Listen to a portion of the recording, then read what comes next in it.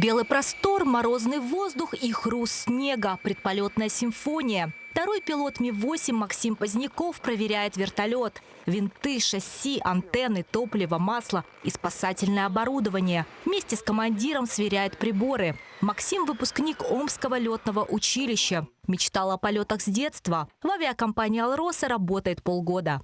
Я искал авиакомпанию с постоянным местом жительства. И для меня важный критерий был надежность авиакомпании. Поговоря со старшими товарищами, я понял, что в эту компанию приходят люди после училища и остаются здесь навсегда.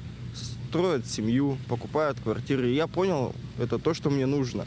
Я быстро перевез сюда семью и строю здесь карьеру. Чтобы попасть в авиакомпанию «Алроса», Максим прошел несколько собеседований, конкурс и проверку знаний. В том же потоке пришли еще 3 выпускников Омского летного училища.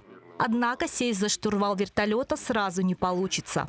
При трудоустройстве молодого специалиста он проходит наземную подготовку.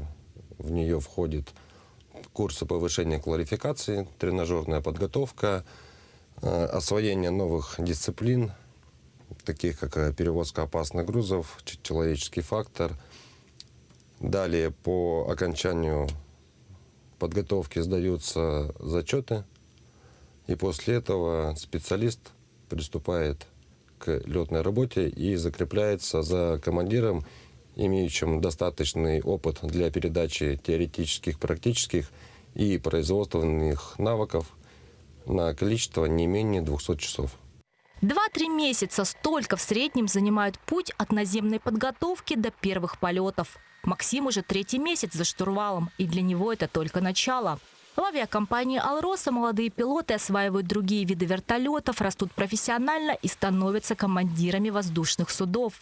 Максим нацелен именно на это.